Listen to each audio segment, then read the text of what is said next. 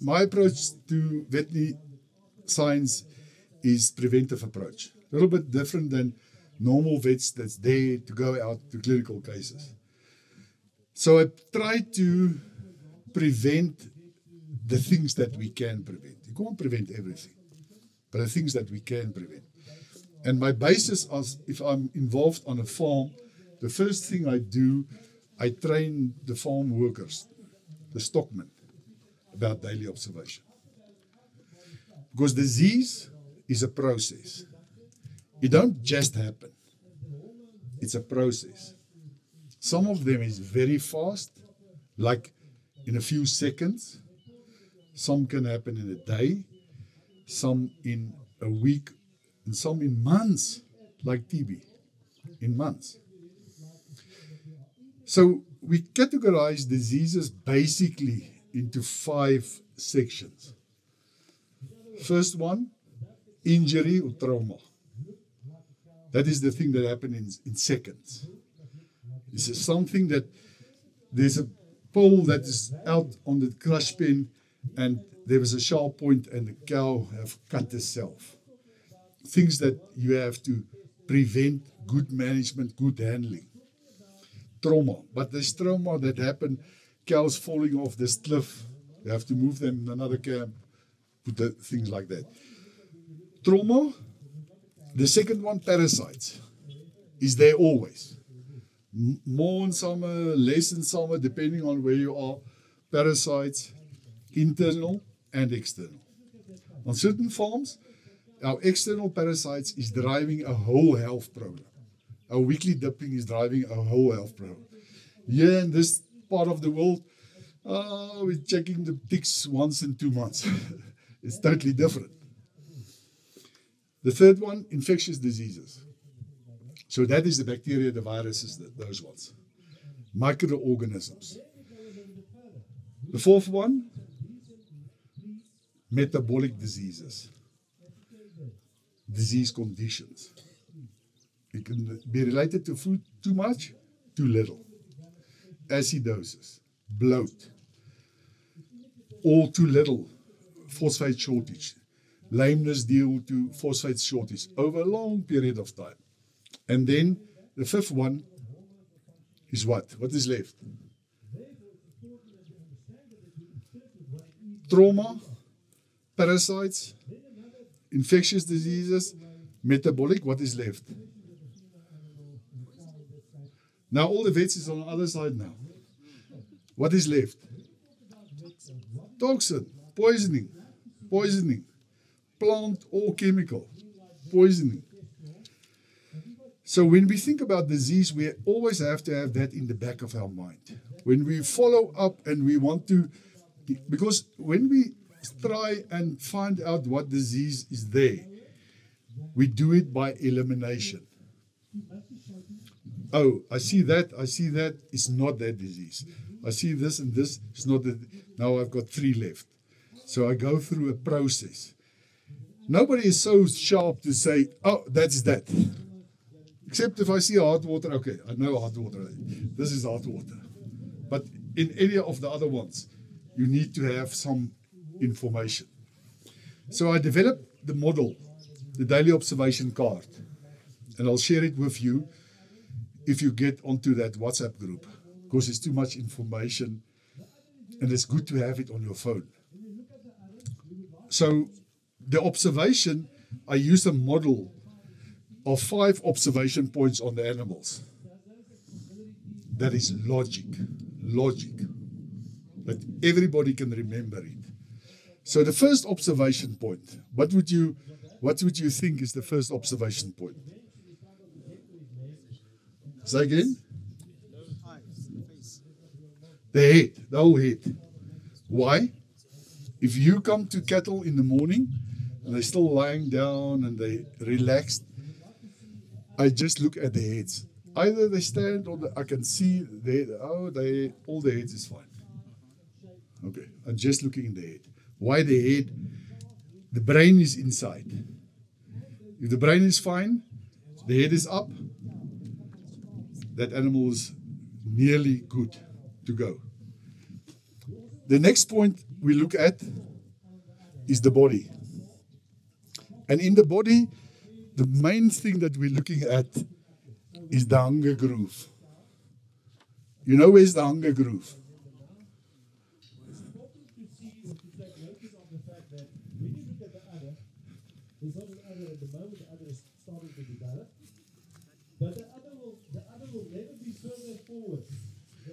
Come.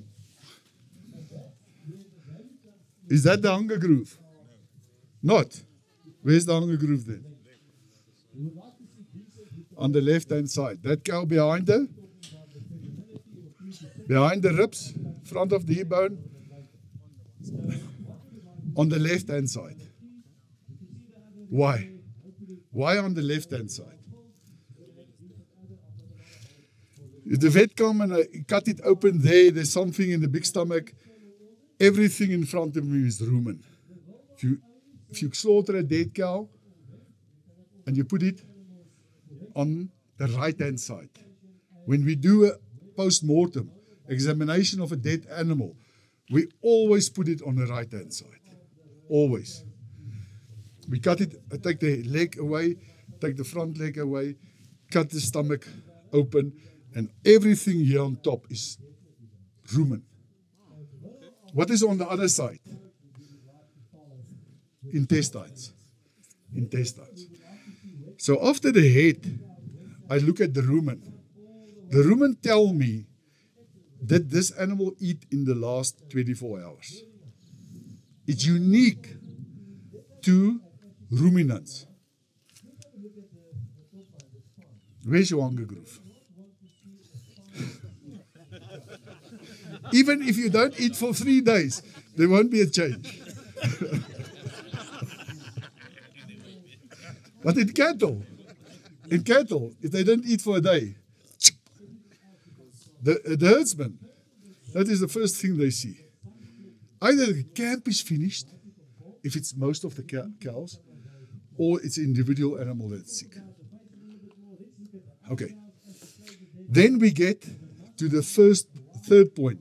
Head, body, and now movement. Movement. So the cattle is there at rest. We will look at movement, and you'll see on the model, movement also include lying down. How do cattle lie down normally? You know how cattle is lying down? What is the posture of cattle when they lie down? Front legs in. Back legs? On one side or the other side? No, not straight. There. Underneath, one side or the other side. The way they're lying is very important. What happens if they lie on their side? Do you see them lying on their side? Huh? For how long? Yeah. Why can't the cow just lie down on the side and have a nice sleep? The what? Upside down. What does that mean? Okay. So in that big stomach, remember cattle, the way the stomach is working, and we come back to the hunger groove. They go out and they graze. They graze until when do they stop grazing? When it's full.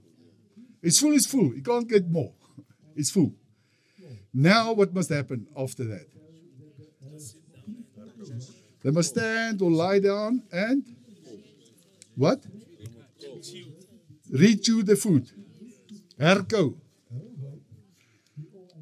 So why do they rechew the food? Yeah. To digest nicely. Okay? Now we have this big stomach. So how is the grass digested in the big stomach? By microbes. What do that mean? What did it actually mean? You have bacteria, protozoa, some fungi. What do it actually mean?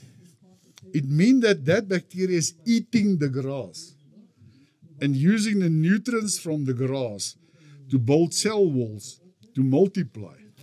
So I quote it to mincemeat. Think about mincemeat. It's becoming more and more and more and more there in the big stomach.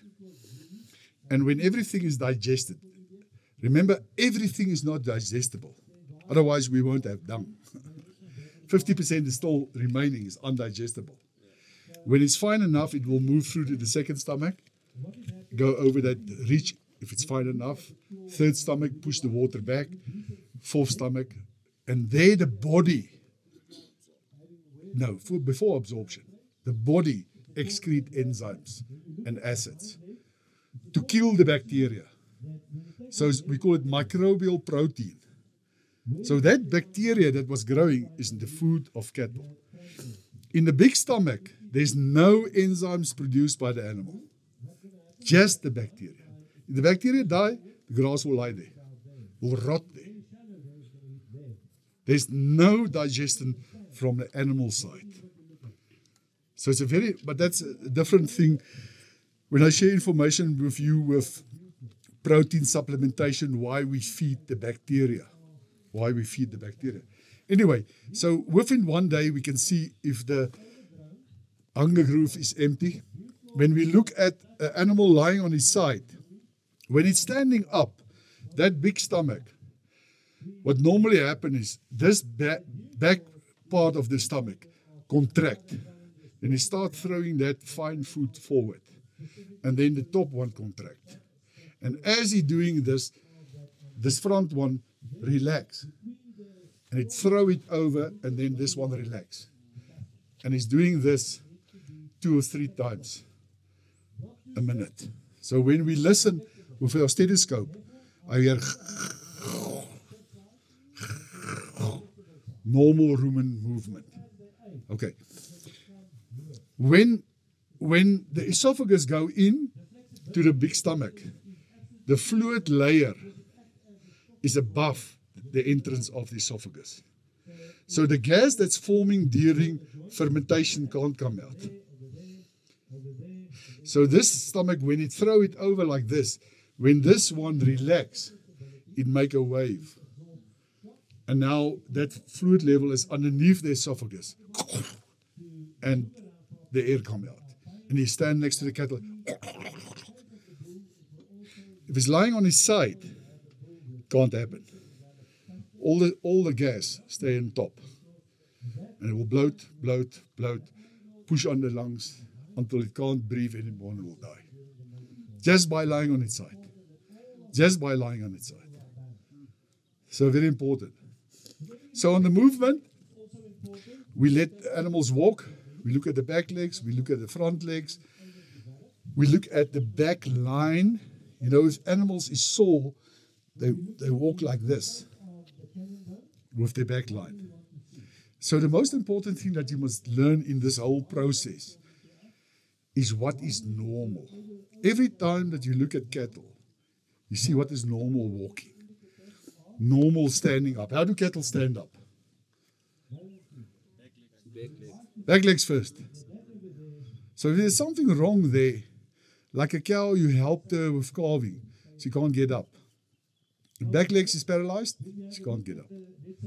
How do horses stand up? Front legs first. Really? You sure? Good. So it's a funny thing, it's total difference. Horses stand with the front legs first. So anyway, normal, you must know.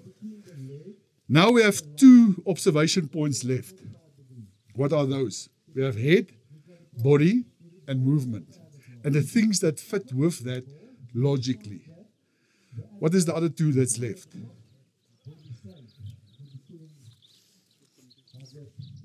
What is going in? Remember that? What is going in? What is going into cattle? What's it logically? What's the things that go in? Breathing, yeah, Moya. Breathing, water, and food. And while you're thinking about breathing, water, and food, you think about the other logical things. Hello. I want the model to be logic. What go in? Air. So I look at breathing. I think about breathing. food and water. I think about chewing, normal chewing, and I think about swallowing. And the last one, what did I think about? This cow was doing it now. I've stopped her in her tracks, re-chewing the food. So apart from chewing and swallowing, I also look at re-chewing. A unique, donkey, an absolute unique thing of cattle, of ruminants, re-chewing. It's one of the finest things that tell you the animal is fine. Animals are re-chewing. Just check when you treat them. When do they start re-chewing again? Then you know they're going. So when we go what's going in, the last one is what's coming out. What is coming out of cattle? Dung, urine, calves. A certain type of deer calves is coming out of there. Milk, because it's part of logic. If you think about milk, I think about the udder and the teats. And semen in bulls. I think about the testicles and I think about the sheath. So that is what's coming out in the model. So the daily observation is firstly to tell the guy that look after the cattle, is everything right that day? If you get to the cattle and the heads is all up, the rumen fill is all full, and the walking is fine, you're basically fine for that day. But just for that day, not for tomorrow, just for that day. If something is wrong, now we have to focus on that 5 points. So the first point, what is the first point? This guy was a good example. Head, we said behavior, head up. What is the second thing we look at? Eyes, ears, nose, and mouth. Eyes, ears, nose, and mouth. Now we get more intense. Now we look at the eyes. And there's 20 different things that can be wrong with the eyes. It can be one eye or two. It's a big difference. One eye means it's a local problem. Two eyes, in most cases, it's a body problem. Are the eye closed? Is there tears in the eye? Do it become white? Is there excretion? Is there hair loss? There's a whole list. Because now we become very specific. So in my model, I show you that. The same with the nose. Is it wet? That's normal. You first have to describe normal. Wet with no excretion. Clean, no wounds, no lesions. Normal. There can be lesions. The whole nasal mirror, what I call it in English, as the direct translation, neerspiel, is coming off. There's water just discharge. There's a thick slime discharge. There's a thick yellow discharge. It's all different levels of involvement. The mouth, we can't see much about the mouth with observation except for saliva flow. Nowadays with foot and mouth, there's saliva flow. This is the first thing that you see. First thing. And the cattle is doing this. Is they're smacking. That means there's a wound inside. Now, that is observation.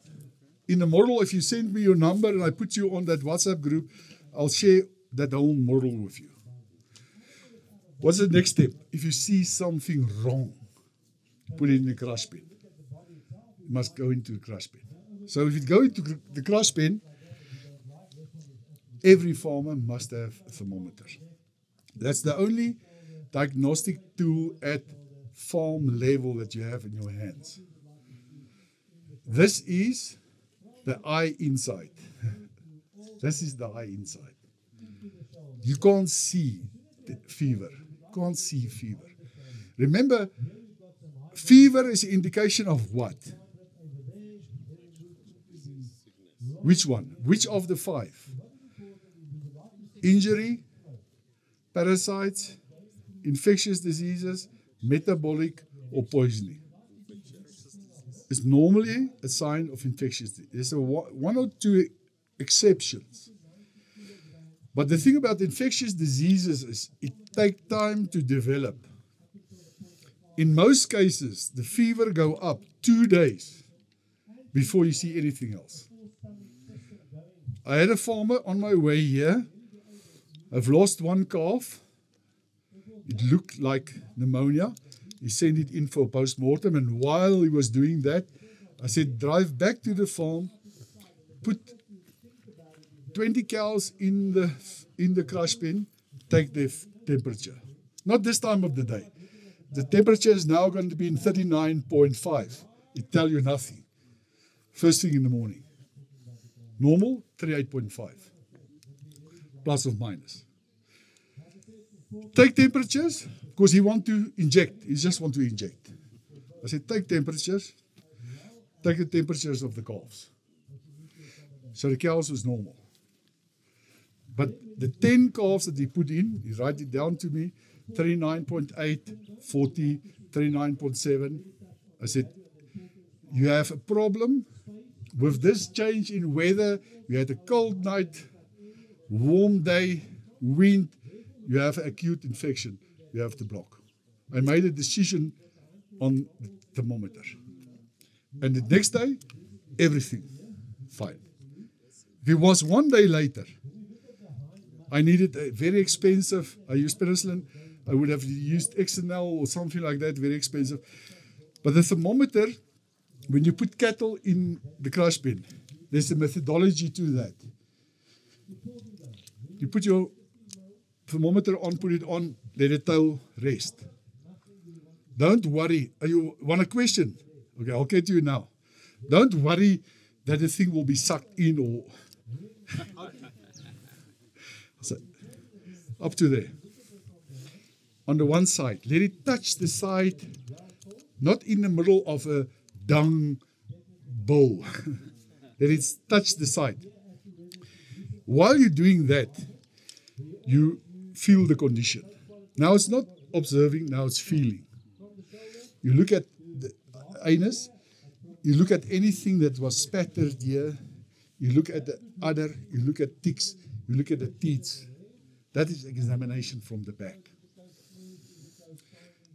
After that, you go to the front. What is the first thing that you want to check on cattle?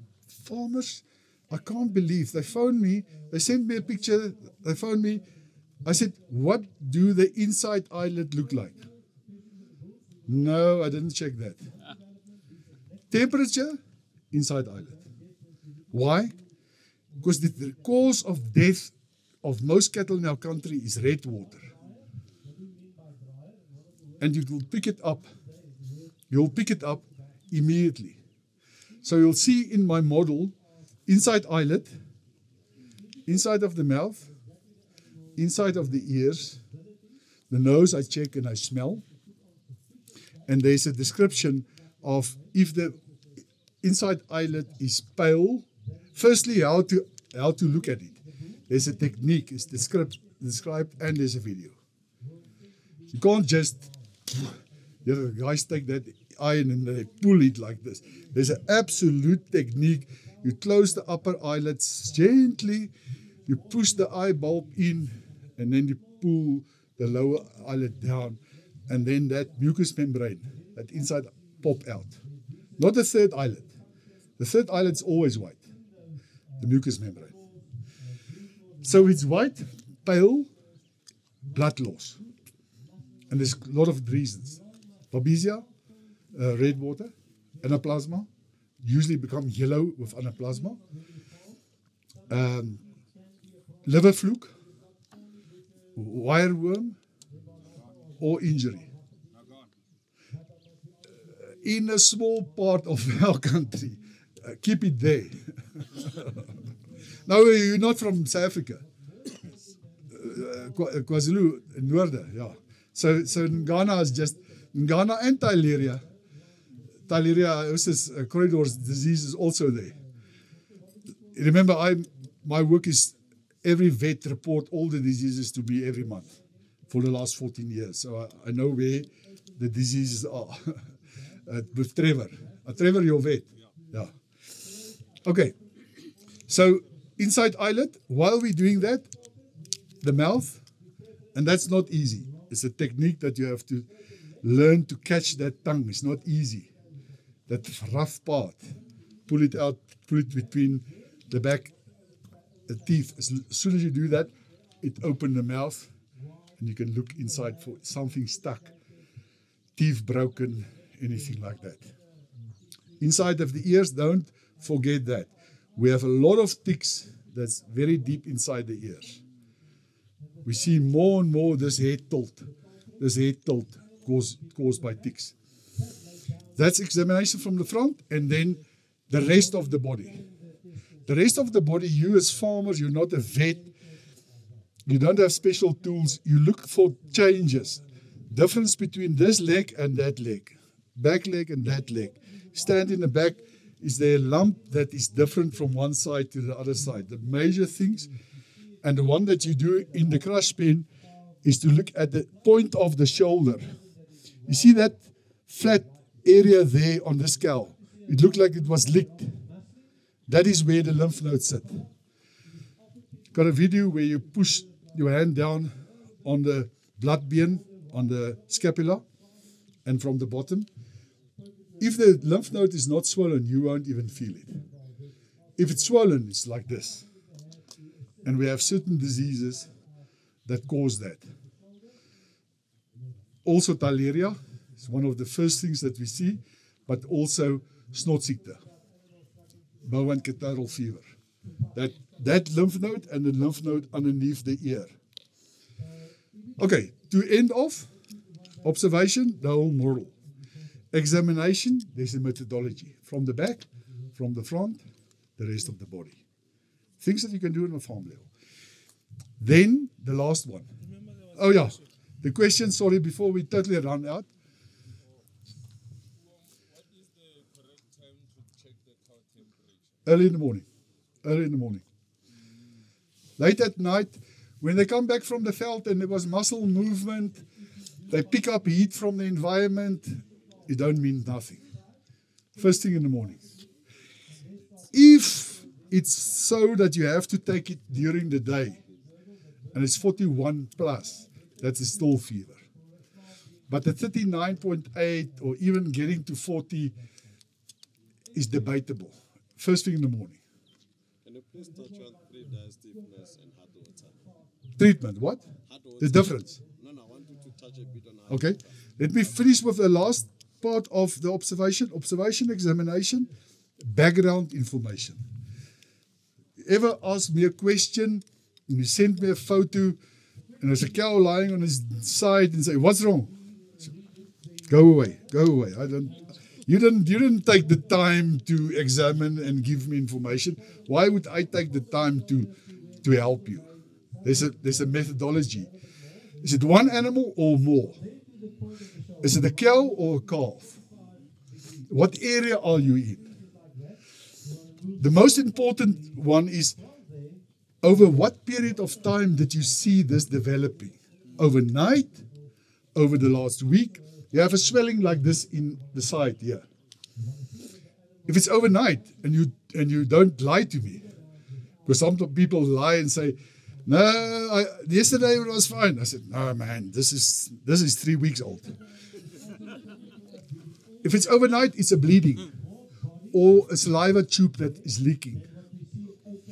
If it's a week or 2 weeks, it's what? Start of an abscess. If it's a month or more, lumpy jaw. At that stage, I can't do nothing. Earlier on, I could have done a treatment. Anyway, background information. Don't lie. Farmers always lie to me first time. Always. You don't want to be guilty. And I understand that. Oh no, I did that. I said, no. I look at that ticks. I see the adult blue tick there. When last did you dip this cow? Last week. I said, no. Oh no, the week. I said, no. Yeah, I can't remember. Because the blue tick take 21 days before it engorge. If you have dipped in the last week, there can't be an adult blue tick. Except if the dip is not working. That is a blue tick. The bond-legged tick, the bond tick can climb on 1 day. 1 day after the dip stopped working. Because it climbed up as an adult. And the female can engorge in 1 week. A long discussion. Okay, we handled that one. What was that question? We don't have much time. If I teach you one thing today, and you remember it, you will thank me for the rest of your life. If you're in a hot water area, what animals is dying? The calves.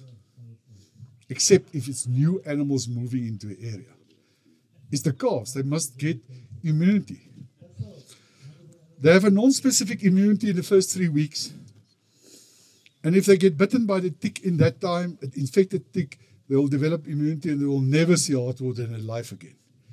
If they get bitten after that period, month old, 2 month old, they will get sick and they won't get better without a treatment. You have to treat, but after that they will have immunity because that treatment don't sterilize the immunity. How do you treat a calf in time?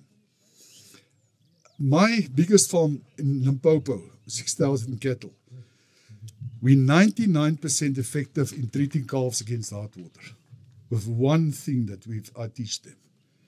Every morning, you look at the udders of the cows.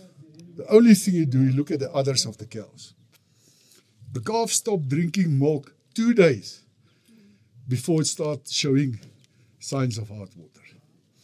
You'll see it stand there with his mouth, but he's not drinking. The udder is full. Nothing else. If you catch it, you will see it's 41 degrees. If you inject it that day, the next day is 100%.